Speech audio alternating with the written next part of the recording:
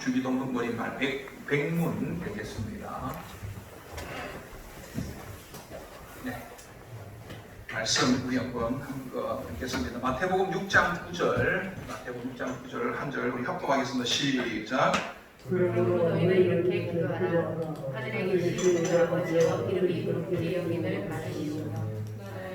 거기까지 읽겠습니다. 또 로마서 8장 15절 한번 읽겠습니다. 시작. 너희는 다시 무서워하는 종의 영을 받지 아니하고 양자의 영을 받았으므로 우리가 아빠 아버지라 부르짖느니라. 아멘. 누가복음 11장 13절도 한번 읽겠습니다. 시작. 너희가 할지라도 좋은 것을 자식에게 줄 줄 알거든 하물며 너희 하늘 아버지께서 구하는 자에게 성령을 선물로 주시지 않겠느냐 하시니라. 아멘. 아멘. 할렐루야. 네, 3일 전에 잘 나오셨습니다. 우리 전우 좌우 한번 인사합니다. 잘 됩니다. 잘 될 수밖에 없습니다. 앞으로 잘 되기만 남았습니다. 네, 코로나 이후에 수요일에 최근 들어서 가장 많이 나온 것 같네요. 오늘 선교사님, 네, 이성은 정은혜 선교사님 오셨습니다. 우리 박수로 환영하겠습니다. 52강 네, 주기도문 머릿말 보겠습니다. 백문인데요. 우리가 함께 하도록 하겠습니다. 우리 잠시 앞에 거 잠깐 볼까요? 소위문답 1부와 2부로 나눠지죠. 1부는 우리가 하나님에 대하여 믿어야 할 것들이 무엇인가 1문부터 38문까지 나오고요. 39문부터 107문까지는 우리가 하나님께서 우리에게 요구하시는 의무가 무엇인가 이 것에 대해서 우리가 배우고 있습니다. 지금 이제 2부도 다 끝나갑니다. 107문이니까 오늘 100문이죠. 이제 조금만 있으면 소연이가 한 번 끝나게 되겠습니다. 한 번만 하고 제가 말 것 같죠? 조금 쉬었다가 다음에 또 할 겁니다. 죽을 때까지 계속해서 우리 반복해서 할 건데 2부 하여튼 하나님이 사람에게 요구하시는 의무 하나님 창조주니까 피조물에 대하여서 얼마든지 요구할 게 있습니다. 그 요구하는 게 뭐냐? 순종이거든요. 그 순종하는 것들을 다 모아놓은 것이 영원한 도덕법입니다. 이 영원한 도덕법이 어디에 잘 나타나 있다? 요약되어 있다? 십계명에 나타나 있다는 거죠. 근데 십계명을 우리가 받아서 지켜보니까 지켜진다 안 지켜진다? 다 지켰으면 좋겠는데 안 지켜지더라는 것입니다. 우리의 처지를 보니까 야 우리가 연약해서 또 우리가 죄성이 있어서 하나님이 주신 이 계명 이거 다 지키고 살면 좋겠는데 그렇지 못하더라. 이렇게 그러면 이렇게 지키지 못하면 우리가 끝이 나는가? 하나님께서 그렇게 하지 않고 우리에게 다시 자비와 긍휼을 베풀어 주시죠. 은혜의 수단을 우리에게 주십니다. 그래서 믿음, 생명에 이르는 회개, 그리고 외적인 수단 이렇게 세 개를 주는데요. 앞에 두 개는 보이지 않는 거고 외적인 수단은 눈에 보이는 겁니다. 눈에 보이는 외적인 수단이 세 가지죠. 말씀, 성례, 기도. 지난주에 우리가 세례를 들었습니다. 오늘 주일에는 성찬을 하게 됩니다. 이것이 은혜의 방편이다. 은혜의 수단이다 라는 것입니다. 그래서 우리가 세례에 대해서 보았고 성찬에 대해서 배웠고 지난주에 기도에 대해서 우리가 배우고 있는데 그 기도가 가장 지략적으로 요약되어 있는 것이 주님이 가르쳐 주신 기도, 주기도문이다. 이게 지난주까지의 모습들입니다. 다시 한번 전해놓고 잠깐만 보도록 하겠습니다. 제가 읽을게요. 우리에게 기도를 가르쳐 주고자 하나님이 주신 지침은 무엇입니까? 한번 읽겠습니다. 시작. 하나님의 모든 말씀이 유용하지만 그리스도가 제자들에게 가르쳐 주신 기도가 특별한 지침이 되어 보통 주기도라고 합니다. 네, 성경에 우리 신약 성경에 주기도문이 크게 두 군데 있는데 누가복음과 마태복음에 잘 나와 있습니다. 누가복음의 주기도문과 마태복음의 주기도문이 약간 초점, 포커스가 다르다고 말씀드렸죠. 누가복음에는 11장에 나와 있는데요. 누가복음의 그 주기도문의 핵심은 예수님께서 기도에 본을 보여주신다. 이것들을 먼저 강조하고 있습니다. 그래서 예수님의 사역에 공생애에 가장 큰 것들, 큼직큼직한 것들, 전환점이 있을 때마다 그 전에 예수님께서 뭘 하셨다? 기도하셨다. 중요한 결정이 있을 때에 항상 주님은 먼저 기도하셨다는 겁니다. 주님이 여러분, 주님도 일하시면서 그것을 위해서 기도하시는데 우리가 뭐라고 일하면서 기도하지 않고 일하는가? 여러분 그럴 수 없잖아요. 그렇죠? 네. 기도하시죠? 네. 네, 그래요. 주님도 기도하시는데 우리도 당연히 기도해야겠죠. 그런 모습들을 보입니다. 그러니까 쭉 이렇게 나오는데 뭐 지난주에 다 했으니까요. 그리고 두 번째는 제자들의 요청에 대한 응답으로 주셨다고 그렇게 했습니다. 유대인들은 기도에 익숙한 사람들이에요. 그래서 기도문을 그들이 갖고 있습니다. 제가 지난주에 말씀드렸듯이 쉐마, 신명기 6장 4절에서 9절을 계속 들어가고 꼭 나가고 했는데 하여튼 문설주에도 뭐 이렇게 쭉 나오는 것들이죠. 그 다음에 테필라라는 게 있는데 이거는 18가지의 복을 쭉 적어놓고 그것들을 계속해서 반복합니다. 쉐마와 테필라는요 개인적인 기도에 주로 사용이 됩니다. 그리고 카다시라는 게 있습니다. 이건 뜻이 거룩하다 뜻인데 이 카다시라는 기도문은 길지는 않아요. 이것은 공예배를 드릴 때에 공적으로 함께 하는 기도를 말합니다. 그리고 또 이 요한 유대인들은 여러 파가 있었잖아요. 바리새파, 또 사두개파, 에세네파, 그 외에도 또 여러 파들이 있습니다. 그런 파들은 다 기도문을 갖고 있어요. 또 우리가 잘 아는 세례 요한도 제자들이 있었는데 그 제자들에게 세례 요한이 가르쳐준 기도문이 있어요. 그래서 예수님의 제자들이 아니 세례 요한의 제자들도 기도문이 있고 다른 파들도 다 기도문이 있는데 선생님 우리는 어떤 기도를 하면 좋을까요? 그렇게 해서 기도를 물으니 어떻게 하면 좋을까 물으니 예수님께서 이렇게 기도하라라고 이 기도문을 주셨습니다. 그래서 이 기도문에는 무엇이 담겨 있느냐?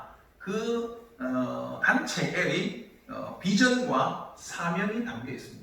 우리 교회가 만약 기도문을 이렇게 적는다면 전에는 우리가 읽었죠. 우리가 제자 기도문을 우리가 읽었잖아요, 그렇죠? 그것처럼 그렇게 되면 거기에 우리 교회가 지향하고 있는 목표, 사명, 비전 이런 것들이 거기에 담겨 있다고요. 그것들을 계속 기도를 하면 우리가 어떤 모습으로 나타나냐? 그곳에 맞는 정체성을 가진 제자가 되는 거죠. 그래서 예수님이 가르쳐준 기도는요, 우리의 비전, 우리의 사명이 담겨 있고, 따라서 그것을 계속 하다 보면 우리의 정체성이 자연스럽게 드러나게 된다는 겁니다. 예수님의 제자의 모습을 나타나게 된다라는 겁니다. 이건 이해되시죠? 마태복음의 주기도문의 특징은요, 산상수훈의 핵심으로 나타나고 있습니다. 산상수훈. 산상수훈은요, 산상설교죠.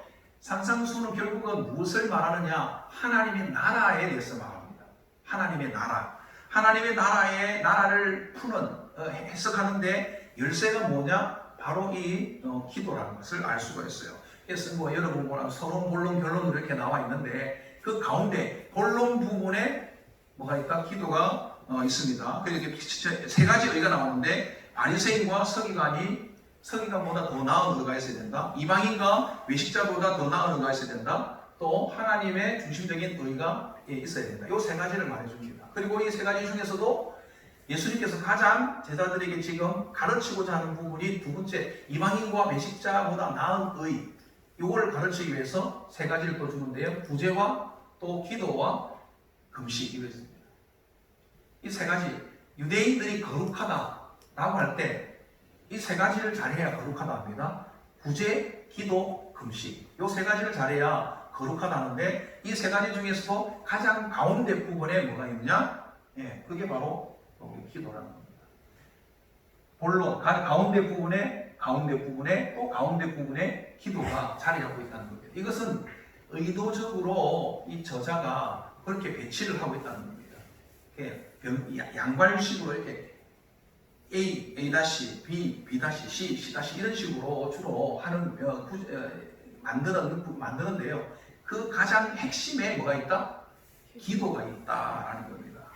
그거를 마태복음에서는 그걸 지금 가르치고 있고요. 그래서 그 기도는 결국은 바른 기도의 모델이 뭔가를 제자들에게 가르쳐 주는 것이라고 했습니다. 그래서 바른 기도를 가르쳐야 되니까 잘못된 기도는 뭐다? 그걸 가르치잖아요. 첫 번째가 외식하는 자의 기도, 두 번째가 이방인의 기도다. 외식하는 기도는 어떤 거냐? 남에게 보이기 위해서 하는 기도, 남에게 인정받고 칭찬받기 위해서 하는 기도. 잘 아는 바리새인과 세리의 기도가 비교가 되죠. 바리새인은 큰 길가에서 두 손을 들고 사람들이 다 볼 수 있도록 큰 소리로 내가 일회에 2번씩 금식을 하고 또 구제를 하고 했다. 이렇게 하는 거죠. 이게 바로 보이기 위한 기도입니다. 이게 남에게 보이기 위하여서 기도했다. 그 말은 다시 말하면요, 나를 위해서 기도했다는 겁니다. 내가 인정받고 칭찬받기 위해서 다른 사람들한테 들으라고 하는 기도거든요. 그걸 듣고 나한테 어떻게 하나, 니 대단하다, 이 말을 듣고 싶은 거예요. 내가 자기를 위해서 향해서 하는 기도다라는 겁니다. 이것은 결국 무엇이 잘못됐느냐? 기도의 대상이 잘못됐다는 거죠. 기도는 누구에게 하는 거죠? 하나님께 하는 거잖아요. 근데 이거는 사실은 나를 위해서 남 들으라고 하는 거니까 나를 위한 기도가 된다는 거예요. 대상이 잘못됐다. 그래서 주님께서 너희는 골방에서 기도해라, 그렇게 말하거든요. 그 골방에서 기도하는 말은 하나님만 집중해서 기도하라는 것이죠. 다른 거 보지 말고 오직 하나님만 바라보는 것입니다. 자, 그러면 골방에 진짜 이렇게 기도실 가서만 해야지 골방 기도합니까? 아니죠. 이렇게 여러 사람이 있어도 하나님만 집중하면 여기서도 골방 기도를 드릴 수가 있습니다. 반대로 기도실에 딱 아무도 없는 기도실에 가서 기도해도 하나님 생각하지 않고 오만 세상 생각들 하면서 기도하면 그건 골방 기도가 아니에요. 하나님만 바라보고 하나님께만 집중하여서 드리는 기도가 골방 기도다라는 것입니다. 그래서 외식하는 자의 기도를 하지 말고 너희는 골방 기도를 하라, 그렇게 했고요. 또 두 번째는 이방인의 기도. 이방인의 기도는 중언부언하는 기도입니다. 그래서 단순히 반복했다, 그래서 중언부언이다, 그건 아니고요. 의미 없이 뜻 없이 그냥 계속해서 반복적으로 웅얼웅얼거리면 그렇게 내가 노력하고 그렇게 수고하고 또 다른 온갖 방법을 동원하면 혹 응답해 주실까? 어떤 사람이 그렇잖아요. 하나님께도 불고 비천인들 불고 또 저희도 것도 빌고 아무것도 다 아무나 다 걸어주세요, 이렇게 하잖아요. 참 수고가 가득하지 않아요? 그런데 수고로 응답되는 게 아니다는 거죠. 여러분 잘 알죠? 바알과 아세라신 그 선지자 850대 1 할 때 그들이 구했던 거 뭡니까? 바알이여 바알이여 하면서 막 구해도 안 되잖아요. 오전 내도록 그렇게 구하고 열심을 내고 나 심지어는 칼을 가지고 자기를 해하면서까지 해도 응답이 안 됐다는 거죠. 예, 잘못 기도한 것입니다. 그렇게 하지 말고 너희는 바른 기도를 해라. 그 바른 기도의 예가 뭐다? 주기도입니다. 내가 이렇게 기도를 가르쳐 줄 테니 너희들이 이렇게 기도하라. 그래서 나온 게 주기도문이라는 겁니다. 주기도문의 구조인데요. 이제 좀 천천히 할게요. 빨랐죠, 그죠? 네, 정신없이 달려왔습니다. 요거는 오늘 본문하고 연결되기 때문에 요거는 같이 보도록 할게요. 주기도문도 이게 아주 구조가 잘 짜여져 있습니다. 서론, 본론, 결론. 딱 이렇게 나와 있고요. 그 본론은 또 두 파트로 나누는데 당신을 위한 청원 3가지, 우리를 위한 청원 3가지. 당신은 바로 하나님이죠. 하나님께 드리는 기도 3가지, 그 다음에 우리를 위한 기도, 나의 필요를 위한 기도 3가지, 이렇게 딱 3가지로 나눠집니다. 머릿말, 본론, 속령, 이렇게 딱 나눠져 있는데 오늘은 머릿말과 보고 다음 주에는 하나님께 드리는 기도, 그 다음 주에는 후반부, 우리에게 대한 3가지 기도, 이런 식으로 해서 한번 보도록 하겠습니다. 어쨌든 이 주기도문을 통해서, 주기도문은 교회 공동체로서의 표지판과 가까워 그랬습니다. 그렇죠? 표지판은 뭡니까? 사인이잖아요. 가르치는 게 있고 보는 게 있습니다. 거리로 가면은 자연스럽게 우리가 거룩한 백성으로 변화되고 우리 정체성이 드러나고 세속화를 막고 세속화를 막는다는 것입니다. 또 이것을 계속해서 잘하면 개인적인 기도의 풍성함, 개인 기도의 나침판이 된다는 겁니다. 마음대로 기도하는 게 아니라 올바른 기도를 할 수 있도록, 바른 기도의 길을 갈 수 있도록 이끌어주는 것이 바로 주기도문이라는 겁니다. 지난주에 제가 그래서 말씀드렸죠. 이번 주 한 주간 동안, 다음 주 한 주간 동안 우리가 기도할 때 주기도문을 가지고 한번 기도해보자. 기도 한번 그렇게 하시는 분, 이렇게 손들면 안 되고, 그렇게 기도하시는 분 손 내리십시오. 기도하셨네. 그러니까 하늘에 계신 우리 아버지요. 그러니까 그룹에 시작하죠, 그죠?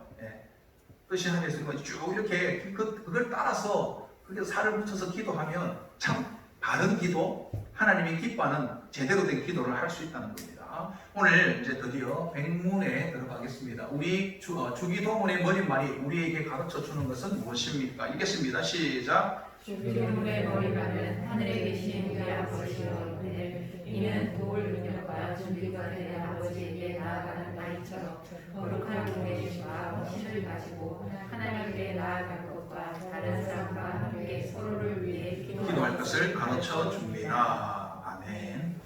주기도문은 아까 말씀 잠깐 드렸습니다. 산상수훈의 가장 핵심이 있다 그랬죠. 그 산상수훈의 핵심은 하나님 나라를 말하는 겁니다. 그래서 이 하나님 나라를 알고 하나님 나라의 백성으로서 살아가기 위해서는 제자도, 그게 제자도죠. 그러기 위해서는 주님이 가르쳐준 기도를 잘 따라가야 제자도에 이를 수 있는 겁니다. 이 주기도문에 대해서 우리가 조금 볼게요. 여기 지금 나와 있는 데서 대상, 우리가 기도의 대상이 누구인가를 잘 보여주고 있습니다. 주기도문 머릿말에 첫 번째, 기도의 대상은 누구인가? 뭐 알죠? 우리가 하나님. 근데 여기에 보면 문구에 보면 하늘에 계신 우리 아버지예요. 하늘에 계신 하나님. 하나님 어디 계신다고요? 여기 읽을 때 하늘에 계신다고 그랬잖아요. 그렇죠? 그리고 우리는 어디에 있습니까? 땅에 있는 우리. 우리는 땅에 있고 하나님은 하늘에 계신다. 사실은 하나님은 무소부재하시잖아요. 그렇죠? 안 계신 곳이 없어요. 그런데 이렇게 하나님은 하늘에 계시고 우리는 땅에 있다. 이렇게 나누는 것은 이 차이가 있음을 우리에게 말해주는 겁니다. 땅에 있는 우리와 하늘에 계신 하나님은 근본적으로 다르다. 차원이 다르다는 겁니다. 똑같은 수준으로 보면 안 된다는 겁니다. 하나님과 우리는 완전히 다르다는 거죠. 창조주와 피조물, 이렇게 우리가 볼 수가 있겠죠. 그만큼 차이가 있다. 가까이 할 수 없는 분이다. 이걸 우리가 알 수 있습니다. 여기서 그래, 이걸 알려면 하늘에 계신 우리 아버지, 하늘에 계신, 여기에 포커스인데요. 지금은요, 하늘이란 의미가 뭐냐, 하늘이 주는 의미를 우리가 알고 하나님을 좀 우리가 생각해, 우리가 기도할 대상이 누구인가, 어떤 분인가를 알아야 우리의 기도에 힘이 있고 확신이 차서 기도할 수 있는 겁니다. 그래서 하늘의 의미가 뭔가 우리가 좀 보면, 첫 번째는요, 초월성입니다. 하나님은 우리 초월에 계신다. 이 말은 어떤 의미가 있냐면요, 우리의 생각, 우리의 이성, 우리의 뜻, 우리의 감정, 우리의 합리적 이 모든 것들을 뛰어넘는다는 겁니다. 그러니 하나님을 우리의 이성으로 다 담을 수 있다 없다? 없다라는 겁니다. 자꾸 우리는 하나님을 너무 이해하려고 하는데 다 이해된다 안 된다? 이해가 안 되는 거예요. 왜? 우리의 이성을, 우리의 합리를 뛰어넘어 계신 분이기 때문에 우리의 이성으로는 도저히 하나님을 담을 수가 없는 겁니다. 그런데 자꾸 우리는 이해하려고 하니까 어려운 거예요. 하나님은 이해의 대상이 아니라 뭐의 대상? 믿음의 대상이에요. 믿고 시작하는 겁니다. 아멘이십니까? 네. 자꾸 너무 이해하려고 하면 안 돼요. 일단은 믿으면 이해가 돼요. 그러니까 가장 먼저는요, 하나님 이해하게 해주세요 라기보다는 하나님, 내가 하나님을 믿게 해달라고 기도하셔야 돼요. 믿음을 달라고 기도하셔야 됩니다. 왜요? 하나님은 이해의 대상이 아니에요. 초월해 계시기 때문에 우리의 생각, 우리의 이성 다 뛰어넘어 계신 분이라는 거죠. 어마어마하게 크다는 겁니다. 두 번째는요, 전지성입니다. 전지가 뭡니까? 모든 것을 아신다 하는 거잖아요. 우리의 머리털까지 세신 바 되신 분이 또 내가 나를 아는 것보다 오히려 하나님이 나를 더 잘 아신다라는 겁니다. 그러면 그 하나님께서 우리의 필요를 알까요? 모를까요? 알죠. 우리의 모든 것들을 아시기 때문에, 전지하기 때문에 필요를 다 아신다는 겁니다. 그 다음에 세 번째는요, 전능성입니다. 전능하다는 것은요, 못할 일이 있다 없다? 없다. 할 수 없는 일이 없다라는, 모든 것들이 가능하다. 그러니까 우리가 뭘 요구하든지 뭘 원하든지 그것을 해줄 수 있는 능력이 있다라는 겁니다. 우리 땅의 아버지는 그게 있어요, 없어요? 네. 어느 정도는 있지만 완전하지 않잖아요, 그렇죠?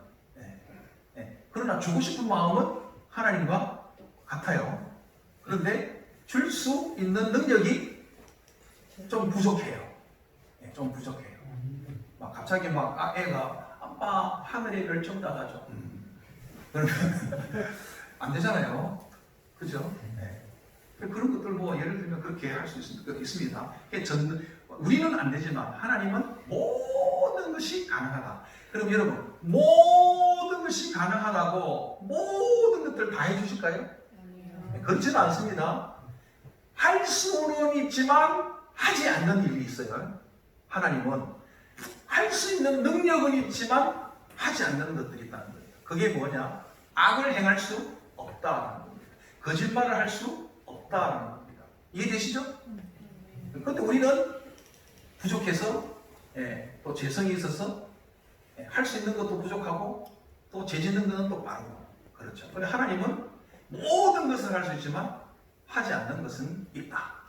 능력은 되신다. 이렇게 보시면 되겠습니다. 그리고 네 번째는 무한성. 끊임없이 영원토록 우리에게 그것들을 공급해 줄 수 있다는 것입니다. 이것을 지금부터 총괄해서 우리에게 지금 이것들이 하늘이라는 뜻이 의미가 우리에게 주는 메시지가 뭐냐? 초월성, 전지성, 전능성, 무한성 이런 것들을 통해서 우리에게 주는 게 뭐냐? 하나님은 우리의 기도의 대상이고 하나님은 우리의 기도에 응답할 능력과 준비가 되어 있는 분이다. 이런 뜻입니다. 아멘이십니까? 네, 하나님은 우리의 이성을 초월하여서 우리가 생각지도 못하는 것들을 구하여도 또 그것을 알기 때문에 모든 것들을 알고 또 그것들을 해줄 수 있기 때문에 끊임없이 해줄 수 있기 때문에 그래서 우리가 그분께 기도하면 그분께서 못해줄 일이 없다라는 거예요. 하나님의 뜻에 합하기만 하면 하나님께서는 얼마든지 무엇이든지 다 해줄 수 있다. 그런 능력과 그런 준비가 다 되어 계신다라는 겁니다. 그분이 하늘에 계신 우리 아버지다. 그렇게 말하는 거죠. 자, 그리고 두 번째 한번 봅시다. 하나님과의 관계, 하늘에 계신, 그래서 어디에 계신가, 그리고 그것은 하나님이 누구인가, 어떤 분인가를 우리가 설명했고요. 두 번째는요, 우리 아버지인데요. 하나님은 우리 또 아버지. 이렇게 지금 이야기하고 있습니다. 이것은요, 우리에게 하나님과 우리의 관계가 어떠한가를 잘 보여주는 단어입니다. 이 하나님은 우리라는 단어가 이렇게 만들어지는 이유는요, 하나님께서 자기 백성을 택하시고 자기 백성에게 찾아오시는 분임을 우리에게 시사해주는 면이 있습니다. 찾아오신다. 우리를 찾아오신다. 내가 예수를 믿으면 하나님이 찾아오셔서 믿음을 주시면 우리가 믿죠. 그 믿는 사람들이 한 사람 또 한 사람 또 한 사람 이렇게 하나님이 택한 백성들이 생기면 그 한 사람 한 사람들이 다 하나님의 백성이 되고 하나님의 자녀가 된다라는 것입니다. 그래서 이것을 통해서 우리에게 또 보여주는 게 뭐냐? 하나님은 누구의 독점물, 소유물이 아니다라는 것입니다. 하나님은 우리의 독점물, 소유물이나 독점물이 아니다라는 것입니다. 하나님은 모든 사람에게 다 개방되어 열려있다라는 겁니다. 그러니까 하나님은 우리를 택하실 때, 우리를 구원하실 때, 우리의 직분, 우리의 능력, 우리의 신분, 우리의 나이, 우리의 성별 이런 거 전혀 관계 없다라는 겁니다. 하나님께서 우리를 택하는데, 우리를 찾아오는데 하나님의 뜻과 우리의 믿음만 있으면 그 모든 것들이 해결된다라는 것입니다. 어쨌든 여기서 우리라는 단어는요, 하나님께서 아까 초월하시잖아요. 그러니까 하늘에 계신 여기까지만 딱 했을 때는요, 하나님이 어떤 분이냐면 너무 멀리 있는 것 같아요. 하나님. 거기까지만 하면 하늘에 계신 이러면서 앞에 설명했잖아요. 초월하시고 전지하시고 전능하시고 무한하신 가까이 할 수 없는 너무 광대하고 크고 높으신 그 높으신 곳에 있어서 그렇게 생각하면 과연 내 기도가 끝까지 응답이 상당히 될까? 이런 어떤 느낌이 있는 거죠. 가끔 우리가 하나님께서 너무 멀리 계셔서 내 기도를 들어줄 수 있을까? 내지는 여러분 인류가 거의 60억이 넘는다고 하는데 그 많은 사람들이 하나님께 구하면 하나님께서 과연 그걸 다 들을 수 있을까? 우리는 이렇게 생각할 수 있잖아요. 그죠? 우리는 그렇게 생각할 수 있죠. 그런데 아까 하나님은 우리를 우리의 초월에 계신 분이기 때문에 우리는 이 사람 만나면 이 사람을 못 만나지만 하나님은 동시에 모든 사람을 만나줄 수 있는 우리가 상상할 수 없는 생각할 수 없는 방식으로 하나님은 존재하신다는 거죠. 그 하나님이 우리에게 지금 오셨다. 그리고 우리에게 오셔서 뭐가 되신다? 아버지가 되어주신다. 아버지. 그렇게 멀리 계셨던 분이 우리를 찾아오셔서 우리를 가까이 오셔서 얘가 와가지고 너무 멀리서 못 만날 줄 알았는데 그분이 내려오셔가지고 툭툭툭 건드리면서 내가 너 아버지 돼줄게. 그랬을 때 우리가 그걸 경험했다면 너무 감격스러운 거예요. 하나님이 너무 멀리 너무 커서 내가 도저히 감당할 수 없고 너무 거룩하기 때문에 내가 가까이 할 수가 없는데 그분이 우리를 찾아와가지고 내가 너의 아버지가 되어줄게 이랬을 때 야, 그 전능하신 분이 갑자기 우리의 가까이 계신 분이 되는 겁니다. 그리고 이제 관계적으로 볼 때는 그래서 아버지 이렇게 지금 했는데요. 아버지 이렇게 했죠. 이 아버지라는 것 속에 알기 위해서 그래서 우리는 그래서 우리가 다 한 사람 한 사람이 모이면 그 사람들이 형제 자매가 되는 겁니다. 그래서 형제 자매들은 서로를 위해서 마지막 구절에 나와 있죠. 다른 사람과 함께 서로를 위해 기도할 것을 가르쳐 줍니다. 우리 하나님께서 우리에게 주신 기도이기 때문에 우리가 이렇게 함께 기도해야 된다는 뜻이 담겨 있고요. 자, 아버지라는 뜻 속에는요. 첫 번째는 언약적 관계의 의미가 있습니다. 하나님과 우리의 관계는 언약적 관계가 있다라는 것입니다. 구약에서 하나님과 이스라엘 백성들 사이의 관계를 이렇게 그림 언어로 보여주는 것들이 있습니다. 그게 가장 쉬운 거는 여러분, 하나님은 왕이요, 이스라엘은 그의 백성이다. 무슨 그림이죠 이게? 왕과 백성의 그림이잖아요. 하나님께서 추구하시는 게 하나님 나라잖아요.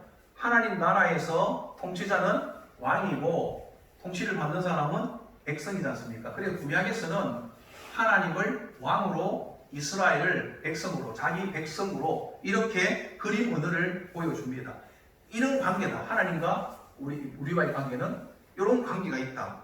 또 목자와 양의 관계도 있고요. 농부와 포도원의 그런 관계도 있습니다. 신약에 와서도 목자와 양의 관계도 있고 신랑과 신부의 관계도 있고요. 가장 이제 중요한 관계는 뭐냐? 아버지와 아들과의 관계입니다. 이게 가장 예수님이 오기 전까지는 왕과 백성의 관계가 가장 가까운 관계예요. 그런데 예수님이 오신 이후로부터는 예수님으로 말미암아 백성의 어떤 관계, 하나님과 백성의 어떤 관계에서 이제는 하나님 아버지와 아들과의 관계가 되는 거예요. 여러분, 왕과 백성이 가깝겠어요? 아버지와 아들이 가깝겠어요? 네? 아버지와 아들이 가깝죠. 왕은 얼굴도 쳐다볼 수가 없어요. 근데 집에 있는 아버지는 우리 집에 애들도 가끔씩 내 위에 막 올라타거든요. 여러분들은 상상할 수 없는 일들을 우리 애들은 합니다. 여러분, 우리 주일학교 학생들 중에 저한테 막 이렇게 올라타는 사람, 그 학교 미취학 아동 애들 빼고는 잘 없잖아요. 그리고 나이가 들면 더 없고, 여러분, 제가 좀 불편하지 않습니까? 불편하십니다. 정필도 목사님 좀 불편하시죠? 불편하시잖아요. 왕은요, 엄청 불편한 존재예요. 감히 그 앞에 얼굴도 못 들고 조아려야 될 그런 관계잖아요. 그런데 아버지는요, 가까워요. 우리 아버지라는 이 구절 속에서는요, 저 멀리, 너무 높이, 가까이 할 수 없는 그분이 우리 아버지라면 슉 하고 내 가까이 와서 이제 내 아버지가 된 겁니다. 그러니까 그런 마음으로 기도하며 하라고 지금 말하는 겁니다. 하늘에 계신 우리 아버지요. 네. 어떤 관계다? 아버지니까 아버지한테 내가 필요한 거 다 구하잖아요. 이 모든 것들이 구약의 언약적 배경에서 주어진 관계다라는 것입니다.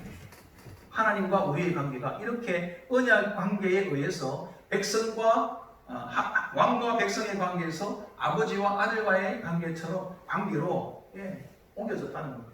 그런데 이 모든 것들이 다 언약 관계에서 나온 거다라는 겁니다.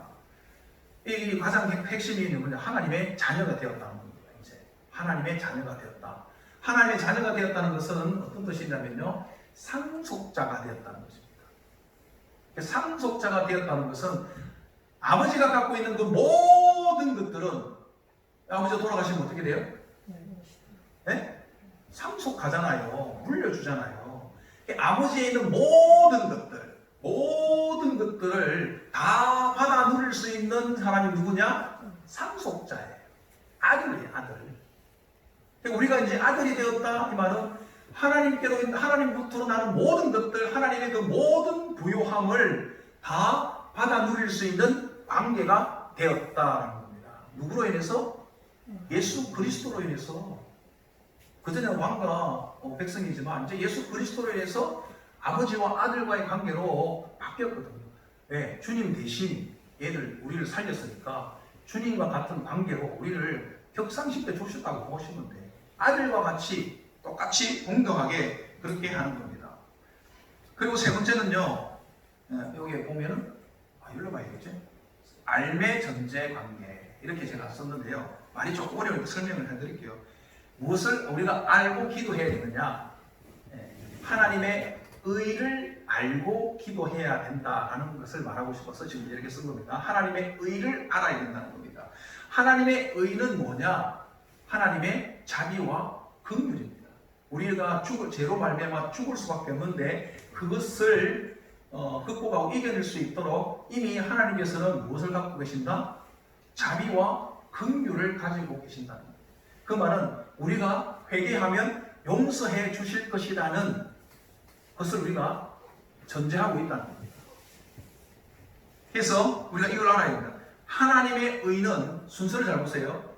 먼저 된 게 하나님의 자비와 긍휼이고요. 그리고 나서 그 긍휼을 입은 사람이 뭘 하느냐? 회개를 합니다. 이해되시죠? 전제가 돼.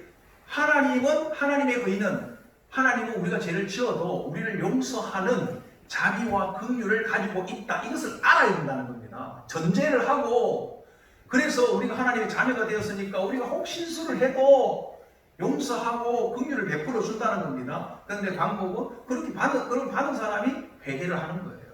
그런데 일반적인 세상 사람들은 어떻습니까? 우리가 잘못을 시인하고 용서를 빌어야 자비와 긍휼을 건네는다고 생각을 하죠. 그렇잖아요? 그런데 하나님은 우리가 하나님 앞에서 잘못했습니다 해서 우리를 용서해 주는 것이 아니라 이미 용서를 한 상태에서 하나님의 택한 자들에게 긍휼을 베풀어서 그들이 회개를 하는 겁니다. 이해되세요? 내가 설명 잘했는데. 그래서 이거를 우리가 잘 알려면요, 탕자의 비유를 보면 압니다. 탕자가 아버지한테 재산을 상속해달라고 하잖아요. 아들이니까. 근데 살아있을 때 상속해달라고 하는 것은요, 아버지를 마치 무엇과 같이 대하는다? 죽은 사람과 같이 대하는 거기 때문에 이건 불효막심한 죄예요. 그런데 이 아버지는 그걸 들어줘야 안 들어줘요? 들어준단 말이죠. 그 들어준다는 것은 이미 아버지의 마음속에는요, 이 아들이 그 돈 갖고 가면은 죄를 짓는다 안 짓는다? 짓는 거 알아요. 알면서도 불구하고 상속해줘요. 그랬더니 아니나 다를까 그 돈 들고 속된 말로 토끼죠. 멀리 도망갑니다. 가까이 있으면 간섭받을까봐. 여러분 잘 생각하세요. 오늘날에도 우리의 젊은 사람들, 우리 자녀들 부모의 간섭 받기 싫어가지고 하는 것들은요, 그게 죄예요. 듣기 싫지만 하나님을 떠나는 것, 부모를 떠나는 것 자체가 죄라니까요. 성인이 되기 전에 부모를 떠나서 자기 마음대로 살겠다고 하는 것 자체가 죄입니다. 죄. 그런데 부모는 어떻습니까? 그렇게 해도 이미 용서를 다 한 상태예요. 돌아오기만 하면 언제든지 받아주는. 이해되십니까? 예. 그래서 도망갔을 때도 아버지는 항상 그 마당 앞에 나가지고 아들이 이제 오나 저제 오나 하는 거예요. 이 아들이 와가지고 아버지 잘못했습니다. 이 말 듣고 아들을 용서할까요? 아니면 오기 전에 이미 벌써 아버지는 다 아들을 용서했을까요? 네. 아들 다 용서한 상태죠. 처음부터도 이미 용서할 용의가 돼 있어요. 아버지는 자식이 무슨 죄를 짓더라도 그것을 용서할 수 있는 자비와 긍휼을 가지고 있다는 겁니다. 이해되시죠? 여러분, 우리 자녀들 가운데, 아들 가운데, 자식들 가운데 죄 짓고 감옥에 가 있는 사람 있잖아요. 많이 있잖아요. 감옥에 가 있다고 그 부모들이 그 자녀들을 사랑하지 않습니까? 사랑하잖아요. 그 행동은 잘못됐다는 걸 알지만 그럼에도 불구하고 자식은 사랑한다니까요. 사랑한다는 속에는